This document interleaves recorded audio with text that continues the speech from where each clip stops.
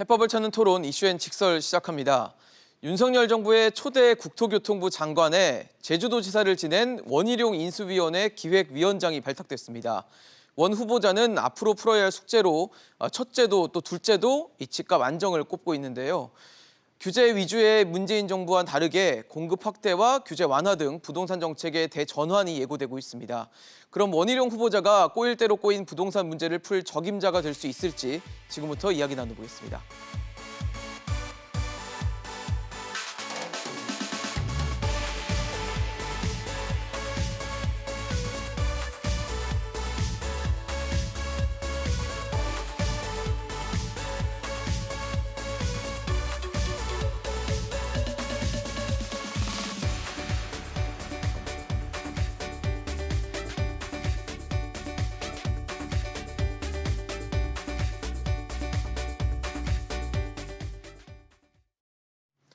네, 오늘 함께해 주실 세 분 소개하겠습니다. 김인만 부동산연구소 김인만 소장, 이승훈 부동산연구소 이승훈 소장, 도시화경제 송승현 대표 나오셨습니다. 어서 오십시오. 네, 안녕하세요. 네, 윤석열 정부의 첫 국토교통부 장관으로 윤석열 후보 당선인은 원희룡 전 제주도지사를 선임을 했습니다. 내정을 했습니다. 그동안 사실 하마평에 올랐던 인물들을 봤을 때는 부동산 전문가로 좀 꼽히는 뭐 교수라든지 전문가들이 좀 하마평에 올랐었는데 결과적으로 뚜껑을 열고 보니까 이제 정치인 출신의 원희룡 전 제주도지사 현재 인수위원회 기획위원장이 발탁이 됐는데 어떠세요? 전문성이 없다 뭐 이런 우려도 있는 것 같고요. 그래도 제주도지사를 또 두 번이나 했기 때문에 그런 경험이 분명히 충분히 있다라는 의견도 있는데 어떻게 보십니까? 저도 좀 의외인 것 같습니다. 제 예상을 좀 벗어났는데요. 일단 정치적인 관점에서 본다면 예. 뭐 청문회도 좀 고려가 된 것 같고요. 또 부동산 잡는 장관이라는 이미지가 좀 원희룡 장관 후보자께서도 좀 필요했던 것 같고 부동산 측면에서 본다면 이제 실무 경험이 없다. 왜 교수님들이 이제 장관이 되지 않았냐 이런 예. 얘기들이 나오는데 정책은 어느 정도 완성이 됐습니다. 공약을 통해서 인수위를 통해서 어느 정도 윤곽은 잡혀졌고요. 지금 부동산 시장에서 필요한 건 새로운 정책이 아니라 실행력이거든요. 이 두 가지 변수가 있습니다. 부동산 시장이 최근 일부 지역들은 들썩이고 있잖아요. 네, 예. 이 들썩이는 지역들을 어떻게 감안해서 주택시장 안정과 규제 완화를 할 것인가. 예. 두 번째는 국회 통과 문턱이 있거든요. 이게 대부분이 국회를 통과해야 되는데 그렇죠. 과연 이론적으로 이제 교수님들이 실무 경험이 없는 교수님들이 과연 그런 일을 제대로 할 수 있을까에 대한 약간 의구심이 있었던 것 같습니다. 민주당 혹은 뭐 야당이 될 그렇습니다. 당들과의 협치나 할 수 그렇죠. 있을 것인가. 네, 협치라든지 여러 가지 시행 부분에 대해서는 그렇죠. 국정 운영의 경험이 필요한데 그 부분을 충분히 고려한다면 원희룡 지사 같은 경우는 예. 지사도 했었고요. 또 이게 국회의원도 했기 때문에 그런 점을 감안해 보면 이게 경험이 없다 부분보다는 충분히 일을 잘할 수 있고 주택시장 안정과 규제 완화를 동시에 풀 수 있는 적격자라고 판단을 한 것 같습니다. 뭐 그런 얘기도 있더라고요. 문재인 정부의 초대 국토교통부 장관이 김현미 전 장관이었고 이 역시도 정치인 출신이었기 때문에 뭐 크게 이상하지 않다라는 얘기도 있지만 아무래도 김현미 전 장관이 국토교통부에서 이제 부동산 정책을 운영하는 과정에서 뭐 잡음이라든지 논란들이 또 있었기 때문에 그게 혹시 또 이제 정치인 출신으로 또 재현되는 건 아닌지에 대한 우려는 시선은 있는 것 같아요. 예, 물론 그런 우려는 충분히 있을 수 있는데 뭐 저도 크게 걱정은 안 하는 게 일단은 방금 그 김 소장님 말씀하셨던 예. 것처럼 어느 정도 공약이 나온 상태에서 이걸 얼마나 빠르게 추진하느냐의 부분이 더 중요하다고 보고 있고 또 원희룡 그 장관 후보자께서 코멘트 하셨다시피 시장 전문가의 많은 의견을 겸허하게 수용하겠다 이런 말씀하셨거든요. 네. 그래서 많은 시장 전문가들의 의견을 합치를 시켜놓고 거기서 올바른 정책을 펴나가는 것이 중요한 거지 그거를 본인이 진두지휘하게 되면서 내가 전문성을 가지고 뭘 하겠다라는 게 지금 중요한 부분이 아니거든요.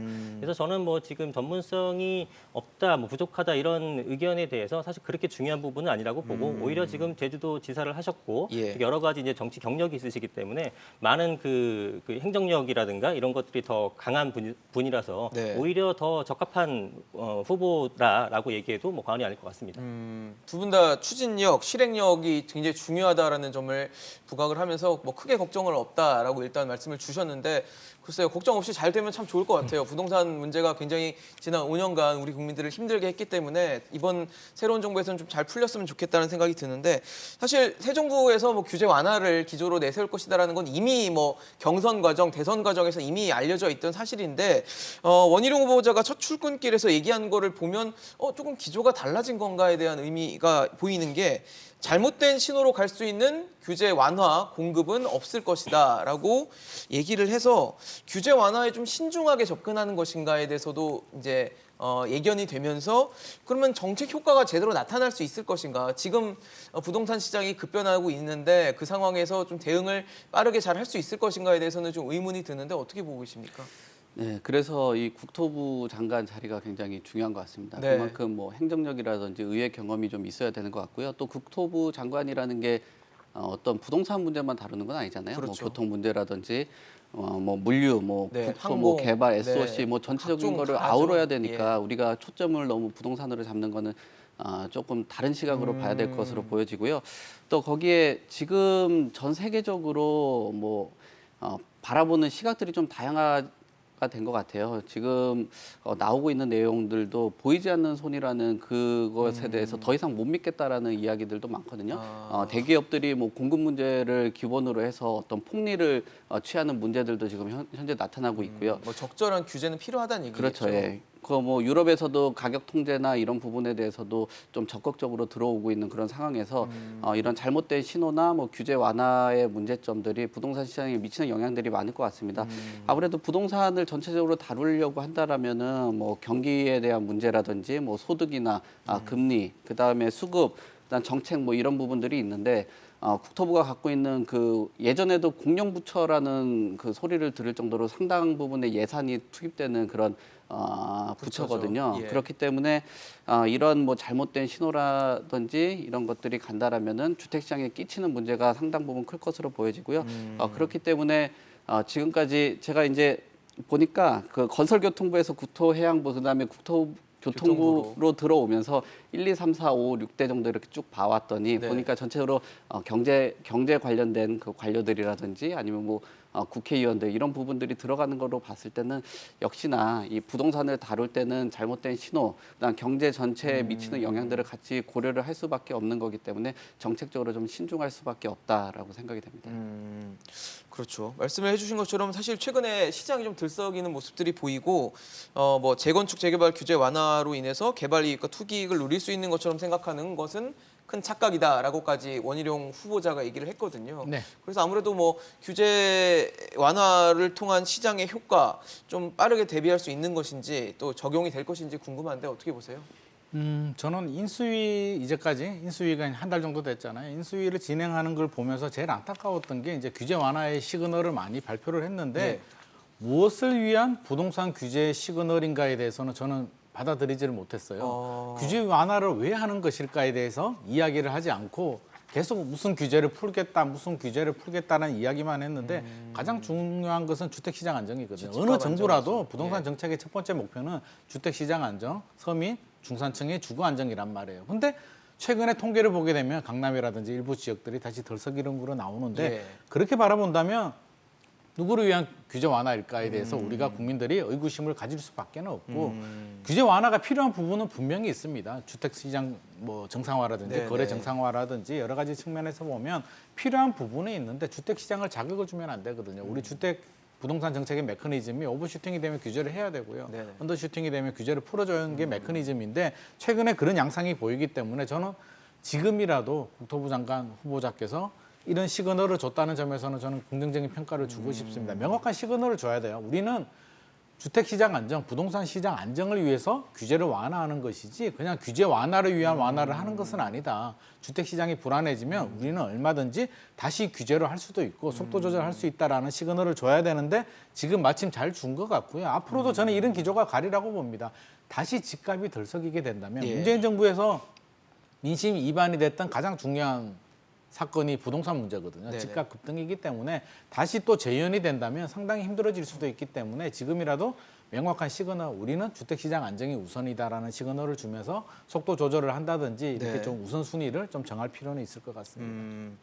사실 이런 상황에서 문재인 대통령도 수석 보좌관 회의에서 관련한 발언을 했더라고요. 전반적인 규제 완화에 매우 신중을 기해야 된다. 그래서 뭐 현재 당선인 측의 어떤 부동산 기조에 좀 우회적으로 비판한 것이다 이런 해석도 나오는데 어떻게 보세요? 그거는 이제 약간 입장 차이라고 보여지고요. 사실은 지금 최근에 들어서 뭐 작년 추석 이후부터 약간 그 거래가 주춤하고 네네. 이런 부분들은 사실 정책적인 효과보다는 대외적인 요인이 더 컸다고 봅니다.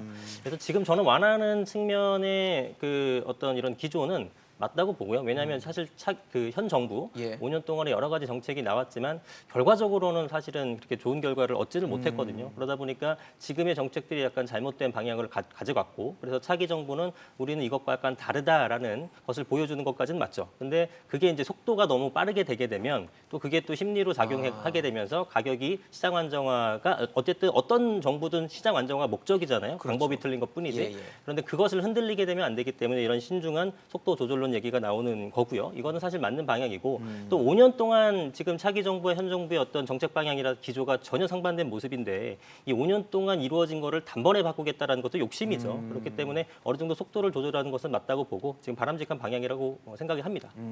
그렇죠. 또 빠르게 진행을 했을 때 오는 충격이나 부작용이 있죠. 경착륙 상황에 대한 대비도 좀 필요하다라는 얘기로 좀 해석이 될 것 같은데 여러 가지 뭐 규제 완화에 대한 얘기들이 나오면서 또 굉장히 주목받고 있는 게 재건축 초과이익 환수제, 뭐 우리가 재초안이라 부르는 요 부분인데 일단 개편을 할 것 같아요. 개편을 할 것 같은데 주로 이제 얘기가 나오는 게 환수되는 어떤 세금으로 이제 환수되는 금액을 좀 줄이는 부담금을 좀 줄이는 방향으로 될 것이다라는 관측이 나오고 있어서 어떻게 보세요, 대표님? 이런 부분으로 그러니까 완화되는 방향으로 가는 게 맞다라고 보십니까? 또 아무래도 주택 공급을 위해서는 완화되는 게 맞다라고 보여지죠. 그리고 아마 가장 현실적인 게 그 금액적인 부분이라든지 어떤 정률적인 부분들 이런 것들을 손보지 않을까라고 하는 게 가장 현실적이라고 볼 수밖에 없는 거고요. 근데 공급을 이제 공급 만론에서는 어느 정도 벗어나야 되는 그런 시기인 것 같긴 해요. 그러니까 예전에 과거에 뭐 200만 호다 저금리다 이런저런 얘기를 했었는데 예, 예. 그때 이제 주택 공급의 질하고 현재의 질하고는 좀 다르거든요. 그러니까 질적 공급이라는 것을 확실히 좀 시장에 인지를 해주고 네. 이거는 주거 개선을 위한 공급이다라는 것을 좀 주는 게 좋지 않을까라고 생각이 되고요. 그리고 이런 재건축 초과이익 환수를 통해서 도심 내 주택 공급을 활성화하는 거는 좋은 취지입니다. 근데 항상 우려하는 게 그거잖아요. 이런 재건축 초과이익 환수라는 게 특정 지역이나 특정 뭐 건설사나 특정 그 이익 집단이나 이런 쪽으로 가는 거에 대한 우려잖아요. 그렇죠. 그러면은 지금 뭐 전 세계적인 트렌드 자체가 이런 사회적인 그 주택을 어느 정도 확보하는 부분과 질적인 공급들 뭐 이런 것들을 같이 보는 그런 시각인 것 같아요. 그래서 최근 뭐 오세훈 시장께서도 바라보는 시각이라든지 네. 뭐 그다음에 SH 사장을 임명을 하는 그런 뭐 어떻게 보면은 뭐 NGO 출신의 그 사장을 임명을 하잖아요. 그리고 또 뭐 지금 원희룡 장관 같은 경우도 뭐 내놓는 네. 그런 방향들 뭐 이런 부분에 대해서 좀 적극적인 그 고려를 할 것으로는 보여집니다. 다만 이제 재건축 초과이익 환수가 공급을 늘리고 그 공급이 주택 가격을 안정시키겠다라는 거는 좀 또 다른 문제인 것 같아요. 그러니까요. 국토연구원에서 내놓은 보고서를 봐도 사실상 금리의 변수가 주택 시장에 기여하는 게 한 40% 정도 되거든요. 그만큼 금리라는 게 기여도가 상당 부분 중요하네요. 중요하다라고 보여지고요. 그리고 지금 최근 뭐 몇몇 업체에서 여론조사를 내놓는 그런 순위를 봐도 네네. 가장 최우선으로 해야 되는 것들이 뭐 세금적인 부분이라든지 아니면 금융 규제 이런 것들이 먼저 선행이 되고 재건축이나 재개발이 이제 조금 고려가 돼야 된다. 주택 공급을 좀 활성화해야 된다라는 거는 좀 후순위로 좀 밀려 있거든요. 그래서 순서를 좀 정해놓고 그런 방향으로 가지 않을까라고 생각이 됩니다. 저희가 지금 화면에도 뭐 재건축 초과이익 환수금 예정액입니다. 이거 예정액인데 일단 억대예요. 참 큽니다. 크다 보니까 이제 이 부분을 좀 부담을 줄여주자라는 게 이제 인수위원회 측의 생각인 것 같은데 우려는 그런 거잖아요. 아까 소장님 말씀해주신 것처럼 제일 중요한 건 집값 안정 그리고 이제 주거 환경을 좀 안정시켜주는 측면인데 이런 것들을 부담을 줄여줌으로써 또 다시 이제 들썩들썩이면서 이게 또 시장 전체에 또 영향을 주는 그 풍선 효과를 또 우려하는 것 같아요. 그래서 네. 아마 이 완화에 대한 걱정 어린 시선을 갖고 계신 분들은 그런 걱정을 갖고 계신데 어떻게 보세요? 완화 필요하다 보십니까? 우리가 먼저 초과이익 환수에 대해서 저희가 간단하게 좀 설명을 드려야 예. 될 것 같은데요. 좋습니다. 재건축 추진위에서 이제 준공 시점까지 발생한 이익에 대해서 이제 건축 비용 같은 걸 빼고요. 네. 남는 이익에 대해서 조합원 1인당 3천만 원을 초과하게 되면 이제 50% 최대 50% 맥스가, 10%에서 50%까지 이제 환수를 하게 되는 제도입니다. 이게 노무현 정부 때 이제 나왔고요. 네. 유예를 하다가 2018년도에 시행이 됐습니다. 시행이 됐는데 아직 세금을 낸 조합원은 없어요. 없습니다. 그래서 통지가 시작됐죠. 예정액만 통지가 됐는데 아까 그래프 보시다시피 금액대가 상당합니다. 그러니까요. 뭐 성수 장미 아파트 같은 경우는 뭐 한 네. 4억 원, 그렇죠? 반포주공 5억, 1단지 4억. 3주구는 네. 5억 원이고 성수가 한 5억 원. 이게 환수될 금액을 지금 얘기하는 거죠. 조합원 1인당 집값이 아니라. 그렇죠. 조합원 1인당 예정액인데요. 이게 예정액이기 때문에 최근에 집값 오른 걸 따져보면 좀 더 올라갈 수도 있습니다. 아, 더 올라갈 수도 있어요, 있고요. 그래서? 그렇죠. 강남의 반포 현대가 이제 첫 번째 대상이 될 것 같은데 80세대 아파트를 106세대로 지었는데 원래 예정액이 1억 6천만 원이었거든요. 아, 근데 최근에 한 3억까지는 나올 수 있다라는 전망이 나옵니다. 거의 두 배가 그러면 되는 거네요. 재건축을 하면서 추가 분담금을 3억을 냈는데 초과이익 환수를 또 3억을 내게 됐거든요. 그렇다면 물론 주택 공급을 위해서 뭐 규제 완화도 네네. 필요하고 사실 낼 수 있는 세금이어야 되잖아요. 갑자기 그렇죠. 3억을 내라고 한다면 양도세 같은 경우는 우리가 팔아서 차익에 대해서, 차익에 대해서 이제 내는 세금을 거죠. 뭐 낼 수밖에 예. 없죠. 차익이 통장에 들어오니까 자연스럽게 낼 수가 있는데 초과이익 환수 같은 경우는 돈이 없습니다. 3억 원을 통장에 넣어두는 분이 과연 몇 명이나 될까? 낼 수 없는 세금이기 때문에 사실 지금 부과를 해야 되는 단지들이 있거든요. 준공이 끝나고 3개월 지나서 네네. 이제 부과를 해야 되는데 부과를 못 하고 있어요. 왜? 조세장 낼 수가 없기 때문에 이거는 문제가 있습니다. 그래서 보완을 해야 되는데 지금 뭐가 문제냐면 예. 자 우리가 최근에 여러 가지 규제 완화 발표들이 많이 됐어요. 네. 공시가격을 환원시키겠다. 다주택자 1년간 한시적 면제를 하겠다. LTV 실수요자 면제를 해주겠다. 이제 시장에서 어떻게 받아들이냐면 이런 규제들은 기정사실. 당연히 해주는구나. 그냥 하는 이걸 거다라고 인식이 되는 당연히 거예요. 하는구나라고 인식을 받아들이고요. 지금 와서 LTV 뭐 80% 완화해 준다고 해서 새롭게 더 신선한 받아들여지지가 규제 완화로 않네요. 받아들이지는 않습니다. 해준다고 했으니까 당연히 해줘야 되겠구나. 지금 남은 가장 중요한 규제 완화의 완성이 초과이익 환수예요. 이게 실질적인 효과가 있느냐 없느냐는 차후에 생각을 하더라도 사실 초과이익 환수 때문에 재건축이 아예 안 된다라고 보진 않거든요.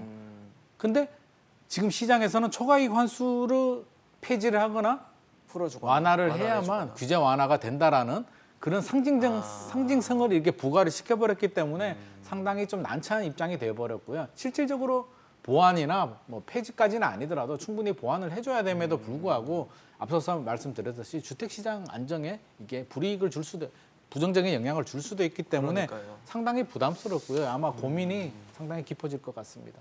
쉽지 않은 문제예요. 재건축 초과이익 환수제. 예, 근데 저는 글쎄요, 약간 뭐 다른 생각을 갖고 있는데 네네. 이 초과이익 환수 제도가 이제 어떤 취지인지는 우리가 다 알고 알고 있죠. 또 이제 전반적인 내용은 김 소장이 설명해 주셨고요. 근데 그러나 저는 초과이익 환수 제도로 인해서 이것을 완화시켜주게 되면 시장이 또 흔들린다는 의견이 있잖아요. 예, 예. 그건 맞는 얘기고 사실 이득금이 더 늘어났는데 가격이 안 오르면 그게 이상한 거죠. 당연히 지금 초과이익 환수 제도가 완화가 되면 개편된다는 게 결국 완화된다는 얘기니까 네네. 그랬을 경우에 단기적으로 가격 상승하는 것은 뭐 당연합니다. 불가피하다. 하지만 불가피합니다. 그러나 저는 이 부분에 대해서는 그냥 우리가 사회적 합의로 용인을 해야 된다고 생각이 돼요. 아, 단기라고 보시는 거죠? 단기라고 보는 겁니다. 왜냐하면 중장기적으로는 결국은 우리가 지금 집값이 계속 흔들리는 것은 가장 큰 원인 중에 하나가 서울 같은 경우는 공급 부족 아니겠습니까? 근데 공급 부족이기 때문에 이거를 해결해 주려면 공급을 해야 되는데 네네. 서울에서 재개발 재건축 외에는 공급할 수 있는 방법이 없는 상태에서 네. 공급 부족 말은 하면서 초과이익 환수제도 같은 것들은 강화시켜 놓고 그럼 사실 앞뒤가 안 맞는 모순적인 형태잖아요. 이러다 보니까 지금 단기적으로는 거래가 안 되니까 가격이 안 오르는 것 같지만 중장기적으로는 공급이 부족하게 되니까 결국은 또 올라고 또 올라는 이런 또다시 것들을 그래서 우리가 십수년간 사이클을 봐왔거든요. 여기서 저는 끊어줄 필요가 있다라는 거 봅니다. 물론 굉장한 용기가 필요하고 그러니까요. 단기적으로 가격이 상승하는 거에 대해서 과연 사람들이 그것을 받아들일 수 있을 것인가에 대한 문제가 남았지만 그렇게 해야지만 야 우리가 계속적으로 공급을 해주는구나라는 것을 사람들이 알고 그것들이 매수자한테 미치게 되면서 아 이제 공급이 계속되니까 내가 급하게 연끌을 할 필요도 없고 급한 마음을 가질 필요가 없겠구나 하면서 수급 밸런스가 맞게 되면 그렇게 됐을 때 중장기적으로 집값 안정화가 달성할 수 있는 거거든요. 그래서 어쩔 수 없이 초과이득 환수 제도로 인해서 가격 상승하는 것은 좀 바람직하지 않아 보이지만 네네. 불가피한 측면이 있기 때문에 그것을 용인하고 가야지만 결국은 집값을 잡을 수 있다. 저는 그렇게 보는 입장이라서 네. 초과이득 환수 제도는 뭐 폐지까지는 아니라도 지금보다 확실하게 완화해야 완화를 된다. 하는 것이 맞다라고 보는 입장입니다. 아, 그렇죠. 한 십수년간 혹은 또 몇십 년간 반복된 사이클을 깨려면 좀 과도한 용기, 그렇죠. 중요한 네. 용기가 좀 필요한데 네. 이제 그걸 진짜 얼마나 할 수 있을지가 좀 관건일 것 오히려 같고요. 혜택을 주면서 조합원들이 빠르게 공급을 할 수 있게 해준다면 그게 역발상으로 그러면 결국은 향후에는 잡을 수 있다라는 거죠. 단기적인 충격이나 혼란은 좀 불가피하다. 그렇죠. 하지만 장기적으로는 좋은 결과를 가져올 수 있다는 얘기신 거네요. 사실 이 지난 한 2년간을 돌이켜 보면 시장이 좀 혼란을 겪었던 부분이 임대차 3법이었어요. 네. 사실 취지는 굉장히 좋습니다. 세입자들 특히 이 부동산 시장에서 약자로 꼽히는 이제 계층들을 좀 보호하겠다라는 측면에서 시작은 했는데 결과적으로 봤을 때는 다소 좀 급했다. 그리고 함께 부작용과 혼란이 있었다라는 평가들이 있어서 일단 인수위에서는 뭐 폐지하거나 혹은 이제 또 대폭 수정하는 보완을 하는 부분을 시사를 했는데 중요한 건 될 거냐잖아요. 만약에 그렇게 하더라도 아무래도 이제 야당이 되는 민주당의 협조가 필요한 법 개정이 필요한 부분이기 때문에 이거를 얼마나 또 잘할 수 있을지 좀 주목이 되는데 어떻게 보세요? 취지가 좋으니까 하지 않을까요? 취지는 좋죠. 네, 근데 네. 민주당 입장에서는 지난 2년간 밀어붙였던 거를 바꾼다는 게 기조 변화로 또 읽힐 수 있기 때문에 그 부분을 어떻게 또 받아들일지 할지를 또 의문이라는 생각이 들거든요. 아마 이게 임대차 3법이 없었으면은 이게 급격하게 올라가는 게 문제잖아요. 계단식으로 올라가지 않았을까 전세 가격은. 그렇게 오르긴 올랐을 것이다. 그렇죠. 예, 그 가격을 일시적으로 당겨서 오르느냐, 그렇지 않고 계단식으로 올라가느냐의 문제였던 것 같은데 어떤 가격이라는 게 급등을 하게 된다라면은 아무래도 그 심리적으로 뭐 불안감 같은 게 생기는 것으로 보여지거든요. 예, 그래서 임대차 3법은 아마 뭐 이렇게 뭐 폐지라든지 이런 보완 같은 게 굉장히 많이 일어나지 않을 것으로 보여지고요. 크진 않을 것이다. 예, 보시는 거예요? 대신 중요한 거는 이 임대차 3법 외적으로 뭐 그 민간 쪽에 있는 임대 사업자 제도 이런 것들을 같이 병행해서 활용하지 않을까라는 생각을 합니다. 왜냐하면 우리나라 같은 경우가 이제 공공임대주택의 한 8% 정도 보유를 하고 있거든요. 네. 뭐 OECD로 보면 한 9위 정도로 기록하고 있는 것으로 알고 있는데 예. 타 국가 같은 경우는 뭐 주요국 같은 경우는 민간 시장이라든지 공공시장 또 조합들 뭐 다양한 단체에서도 이런 주택 공급을 하고 있습니다. 임대주택을. 네. 근데 우리나라는 선택의 폭이 굉장히 좁거든요. 뭐 공공이냐 민간 이런 부분에서 좀 더 완충 역할을 할 수 있는 민간에서 좀 더 보완이 일어날 것으로 보여지고요. 네.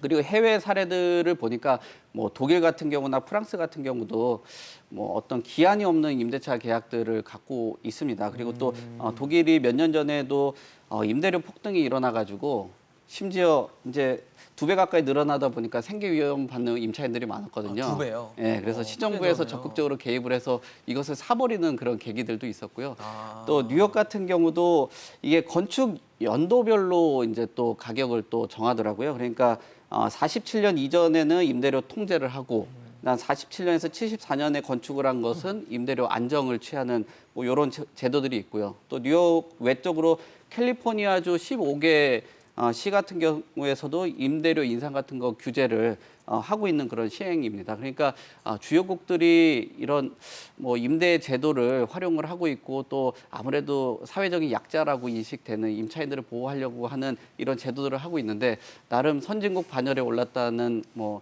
대한민국이 그런 거에서 좀 후퇴하는 것은 아닌지. 보기 예. 좋은 그림은 아닌 것으로 보여지고요. 임대차 3법은 유지를 하되 대신 민간에서 일어나는 다양한 임대 사업자들의 뭐 다른 제도로 혜택이라든지 좀 보완을 해야 그렇죠. 예, 된다. 공생하는 그런 관계로 이어가야지 좀 좋은 방법 아닌가. 그리고 이런 제도에 대한 것들을 통해 가지고 뭐 다주택자라든지 이런 부분들에 대한 예. 뭐 세제 이런 부분들도 좀 안정적으로 가져와 줘야 되는 것 같고요. 이런 속도나 세금에 대해서도 임대인들에게 가중되는 이런 조세 같은 네. 경우도 뭐 아무래도 3기 신도시가 입주하는 그 시기까지는 적절한 보상들이 이루어지면서 그 임대차 3법 가져가면 좀 더 안정적으로 가지 않을까 이렇게 생각됩니다. 사실 취지는 되게 좋은데 취지와 역행하는 부분들이 좀 있었어요. 임차인들이 오히려 더 불안해지거나 그다음에 뭐 8년치 임대료를 한 번에 가져간다고 이렇게 전가되거나 이런 우려들과 실제로 현장에서 나타나는 우려들이 있어서 아무래도 이번에 좀 바뀌긴 할 텐데 바뀌었을 때 오는 충격도 또 감안을 해야 되잖아요. 네, 일단 바뀌어질지에 대해서는 이제 국회 문턱을 넘어야 되는 그러니까요. 부분이고요. 문제가 있는 거는 분명한 사실입니다. 물론 필요도 하고요. 사실 2년 너무 짧잖아요. 계약하고 돌았으면 2년 금방 오기 맞아요. 때문에 후딱하죠. 2년이 짧은 거는 사실인데 저는 시행하기 전에 충분한 논의를 하고 사회적 공감대로 형성이 되고 좀 더 고민을 했어야 된다라고 생각을 하고 지금 2년에서 4년으로 갔잖아요. 네네. 너무 급하게 배로 늘렸다는 그 점에서는 저는 첫 번째 문제가 있고 두 번째는 계약갱신 청구를 하게 되고 예. 또 거절을 할 수 있습니다. 맞아요. 그러면서 또 실거주. 분쟁이 또 엄청나게 생기는데요. 지금 또 분쟁이 되고 있거든요. 결국에는 변호사들만 돈 번 거 아닌가 하는 생각도 드는데 분쟁이 너무 많았다는 결국에는 얘기죠. 이 피해자는 결국에는 집주인들도 서민이고요. 임차인들도 서민인데 우리 국민들이 피해를 보게 되는데 자 이미 시행이 되고 있습니다. 지금 와서 폐지를 하게 된다면 나 8월 달에 계약갱신 청구를 하려고 기다리는 분들 나 해야지라고 하고 있다가 폐지하게 된다면 또 다른 선의의 피해자들이 또 생길 수도 그렇죠. 맞아요. 있고요. 상당한 혼란이 있기 때문에 이제 와서 다시 뭐 이게 예. 폐지가 된다든지 2년에서 3년으로 가는 거는 현실적으로 어려울 것 같고요. 송 대표님 말씀하신 것처럼 저는 보완이 필요할 것 같습니다. 이게 필요하다. 임대차 3법 자체를 건드려 버리게 된다면 상당히 문제가 되고요. 예. 임대사업자 제도. 다주택자들도 왜 전세금을 올릴까 생각해 보면 올리는 게 유리하기 때문에 올리는 거거든요. 나 지난 4년 동안 못 올렸고 이번에 못 올리면 앞으로 4년 동안 못 올리니까 이번이 기회다라고 보시면 내가 왜 손해를 봐야 돼? 내가 왜 세입자를 위해서 손해를 봐야 될까? 그것도 나쁘다고 비판할 수는 없습니다. 그 나쁘다고 할 굉장히 수는 없죠. 나의 자연스러운, 네. 재산권이고 자연스러운 현상인데 예. 그렇다면은 정부에서 할 수 있는 건 임대인, 다주택자들한테 안 올릴 수 있는 다른 인센티브를 주게 된다면 뭐 예를 들어서 종부세 합산 배제를 시켜주겠다 안 올리면 저라도 당연히 안 올릴 것 같거든요. 세금 부담을 좀 그렇죠? 줄여주는 2년 실거주 측면에서. 요건 다 빼주겠다. 고민하죠. 예를 들면 예를 들면 네. 지금 1년인데 상상 임대인 제도가 2년을 다 빼주겠다. 종부세 뭐 합산 배제를 시켜주든 아니면 50%를 빼주겠다라고 하면 전세금 올리는 것보다 당연히 유리하기 때문에 저는 자연스럽게 이 제도가 안착이 되면서 임대인도 좋고요. 임차인도 혜택을 보는 제도. 정부가 세수 감소에 대해서 약간 손해 아닌 손해를 볼 수도 있겠지만 저는 그 정도는 감내해야 된다라고 봅니다. 이렇게 서로 상생할 수 있는 터전을 만들어주는 네. 게 진정한 임대차 3법의 완성 아닐까 생각을 합니다. 아무래도 임대차 3법이라는 게 서민들이 많이 영향을 받는 제도이기 때문에 더 신중해야 되고 또 공감대가 필요하다는 생각이 드는데 이번에는 좀 부작용이 없는 대책과 정책으로 나와줬으면 하는 바람이 생기네요. 또 논란이 되고 있는 게 공시가격이에요. 공시가격 굉장히 지난 2년간 많이 올랐고 그러다 보니까 공시가격에 대해서 많은 불만과 또 이의들이 제기되고 있는 상황인데 원희룡 후보자가 제주도지사였잖아요. 네. 그때 보면은 공시가격 엉터리라고 해서 현 정부, 그러니까 중앙 정부가 아니라 지자체에 이제 결정권을 좀 달라, 이양해달라라고 했었는데 최근에 얘기한 걸 보면은 문제점을 느꼈던 건 사실이지만 이제 여러 점을 종합적으로 살펴서 어디까지가 현실성 있는지 신중하게 검토하겠다라고 해서 뭐 당시 이제 제주도지사 때 발언과는 조금 뭐라 그럴까요 한 발 좀 물러선 그런 이제 발언을 했는데 아무래도 뭐 이제 후보자의 입장이고 그렇죠. 하다 보니까 그런 것 같아요. 그러면 문제는 이런 거겠죠. 공시가격 파격적으로 바뀔 것인가 아니면 어느 정도 선에서 좀 조정이 될 것인가일 텐데 어떻게 보십니까? 예, 물론 이게 공시가격을 지자체로 이양해야 된다 이런 것들은 사실 현실적으로 좀 힘들다고 보고요. 그럼 지자체가 너무나 권한이 막강해지고 자기 지자체에 유리한 쪽으로 할 우려가 있겠죠. 그래서 그런 거는 뭐 그냥 현실성이 좀 예, 떨어진다. 현실성이 떨어진 말씀이신 것 같고 그것보다는 이제 저기 지금 우리 자막에도 나와 있다시피 산정 근거가 불분명했고 이거에 대한 지적이 많았습니다만 현 정부가 사실은 투명하게 공개를 하지 못했거든요. 네네. 그런데 이제 가격은 계속 올라가고 너무나 공시가격 그 인상분이 크다 보니까 맞아요. 이거를 어떻게 도대체 만들어낸 것이냐 그 숫자를 금액 산정이 어떻게 된 것이냐 얘기했는데 거기에 대해서 답변을 하지 못했단 맞아요. 말이에요. 그러니까 이거는 분명히 공시가격이 어떻게 되는지에 대해서 투명하게 공개할 필요는 있다라고 보고 그러니까 있고요. 납득을 시켜줘야 된다는 거죠. 그렇죠. 예, 이게 올라가는 것도 문제지만 왜 올라가는지를 모르니까 더 이렇게 해서 답답한 거죠. 올랐어요라고 그렇죠. 얘기를 해줬어야 네, 되는데. 그게 납득될 만한 과정이라면 올랐구나라고 인정할 텐데 오른 것도 화가 나는데 왜 올랐는지도 얘기 안 해주니까.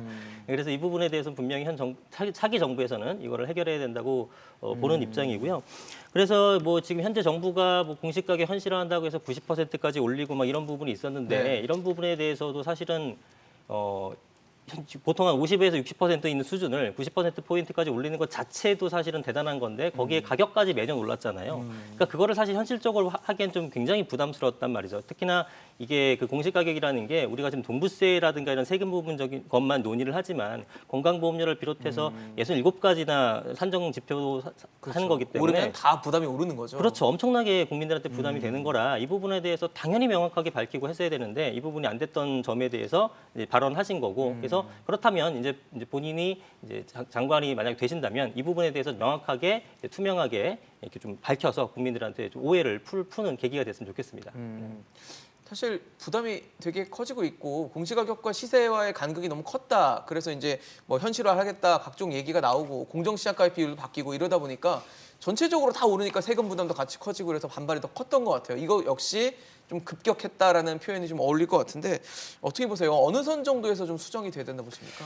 지금 뭐 얘기하는 거는 뭐 작년 수준 뭐 이런 부분으로 움직이지 않을까라고 생각되고요. 뭐 소장님께서 말씀하신 그런 지적들이 옳다라고 보여집니다. 저도 자료를 한번 찾아봤는데 네. 이게 그 지난해 1월 1일 기준으로 부동산원의 그 공동주택 가격 산정하는 인원이 한 520명 정도가 돼요. 520명이요? 네, 그러니까 전국이 1,420만 가구가 되는데 한 명당 한 2만 7천 가구를 조사하는 그런 방식이거든요. 그게 가능한가요? 그러니까 업무가 과중되다는 그러니까요. 지적이죠. 거기에다가 이걸 조사하는 그 시간도 한 8개월, 또 실사 나가기 전에 사전 데이터 검증하고 나가고 하면은 뭐 한 3개월, 5개월밖에 안 되는 거죠. 그러니까 어떻게 보면은 좀 잘못 그 지금 조세 저항에 맞고 있으니까 이런 검증에 대한 얘기가 나오지 사실 엉터리 얘기들도 많이 나올 수밖에. 한 가구에 신경 쓸 수 있는 시간이 대단히 짧은 거네요. 그렇습니다. 네. 예. 그렇기 때문에 어떤 뭐 예산을 일정하게 좀 확보를 해서 인원을 좀 충당을 하고 또 전문성적인 부분에서도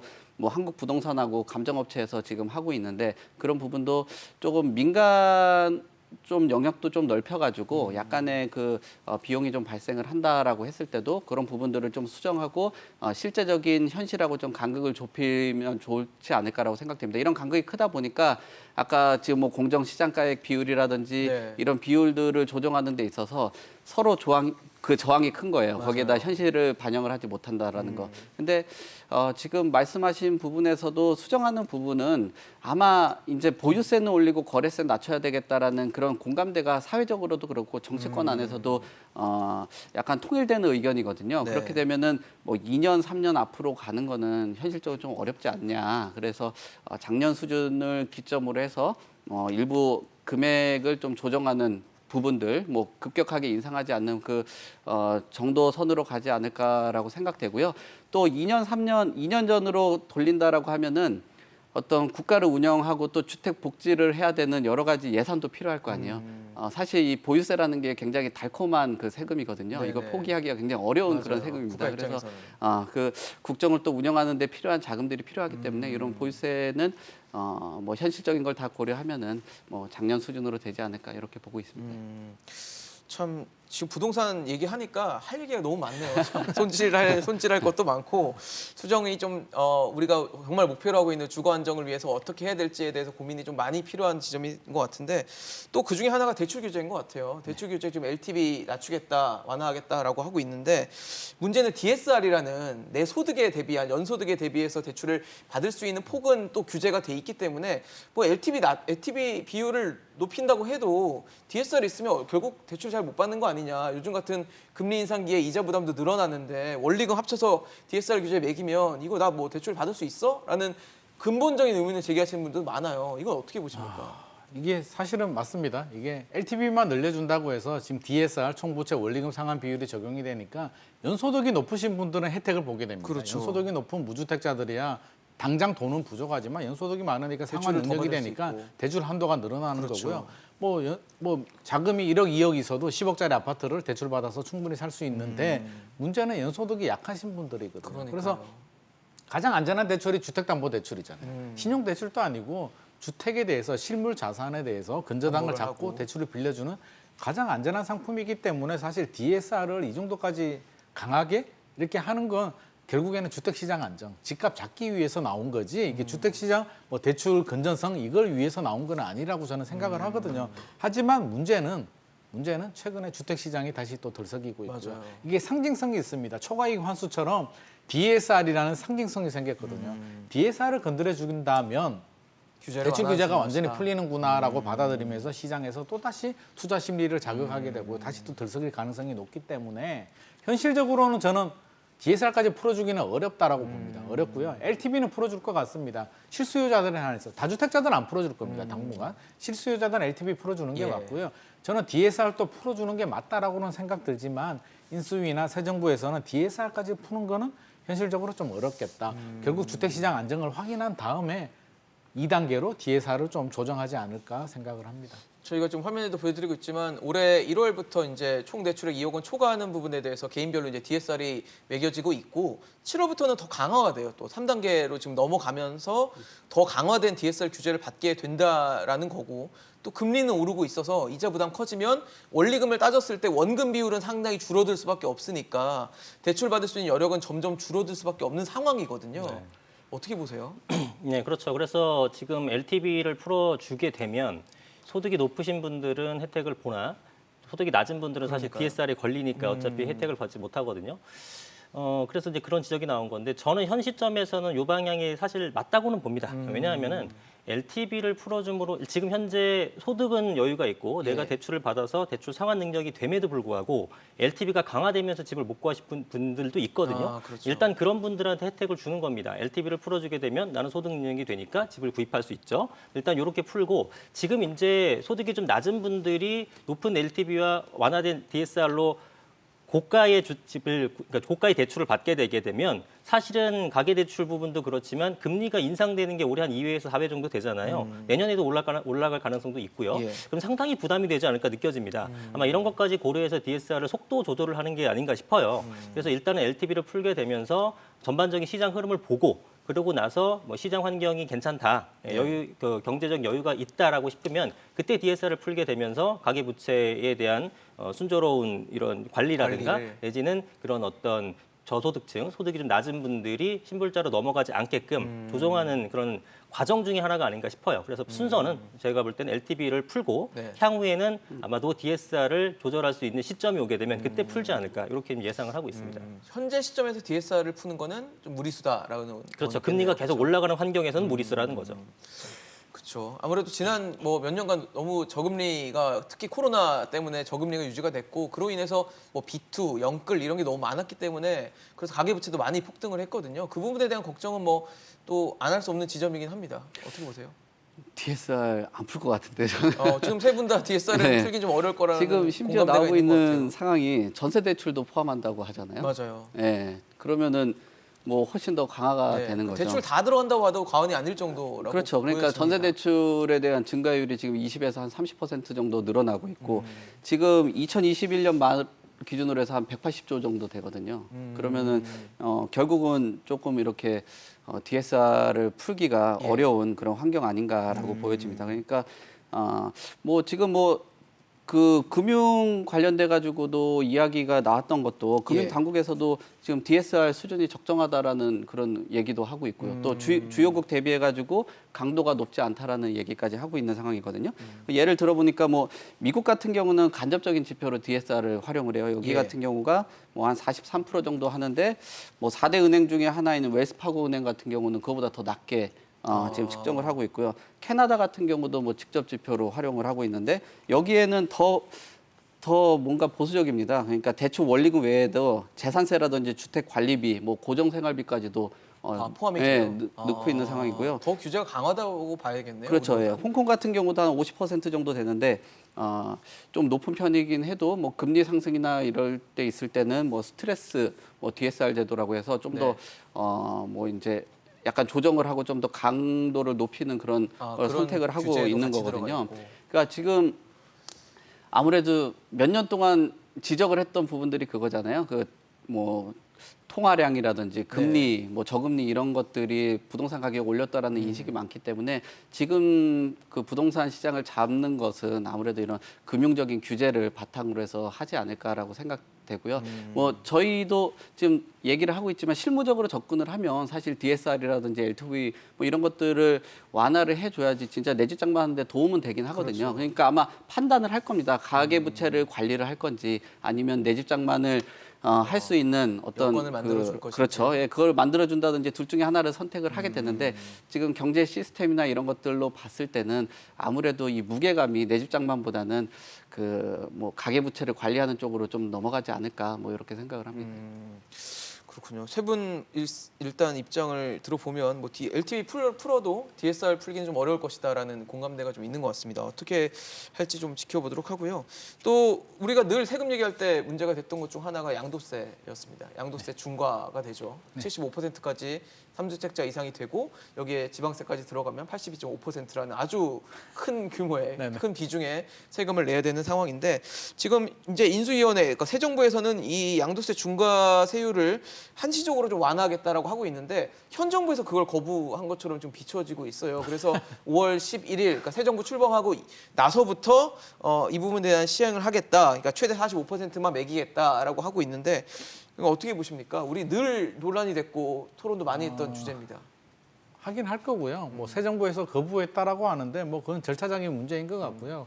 굳이 뭐 거부로까지 그렇게 현 받아들일 정부에서 필요는 이제 대결 기획재정부가 구도까지 받아들일 필요는 저는 없을 것 같고 5월 달에 시행하더라도 적용은 4월부터 한다라고 하니까 우리 실수요자들이 피해 보지는 않을 것 같습니다. 네네. 그리고 필요한 정책이에요. 왜 필요하냐면 우리 최근에 집값이 왜 올랐냐 한 2, 3년 동안 결국에는 공급이 부족했기 맞아요. 때문이거든요. 거래량은 줄어들었는데 수요보다 공급이 더 많이 줄어드니까 매물 동결 현상이죠. 앞서 말씀하셨듯이 82.5% 세금 내고 팔 사람이 과연 몇 명이 될까? 너무 많아요. 제가 여러 명한테 물어봐도 팔겠다는 사람 한 사람도 못 봤거든요. 이거는 너무 과도하기 때문에 물론 안 파시는 분들도 계시겠죠. 네네. 하지만 팔고 싶어 하시는 분들도 분명히 있습니다. 난 50% 정도만 되면 45% 기본 세율만 되면 중과세율 팔 빼면 거야라고. 45%죠. 그렇죠. 그래서 기본 세율이 6에서 45%니까 그 정도만 해주면 팔고 싶어 하시는 분들도 분명히 존재를 합니다. 그래서 저는 완화해 주는 거는 필요한데 이제 주택 시장에 얼마나 자극이 줄까의 문제고요. 2년에서 1년으로 단축을 했거든요. 공약에서는 2년이었는데 네네. 이제 1년으로 했는데 그 부분도 좀 고려를 한 것 같고요. 팔 사람들은 1년 안에 빨리 팔아라라는 시그널을 주기 때문에 저는 긍정적인 효과가 더 많다라고 보고요. 지금 투자 심리 자극을 주는 건 다주택자 뭐 완화도 물론 영향을 주겠지만 아까 대출 규제라든지 초과이익 환수라든지 이런 부분이 더 큰 영향을 주기 때문에 저는 필요한 정책이고요. 오히려 더 긍정적인 효과, 매물이 나오게 된다면 주택시장 안정에 더 긍정적인 효과가 있을 것 같습니다.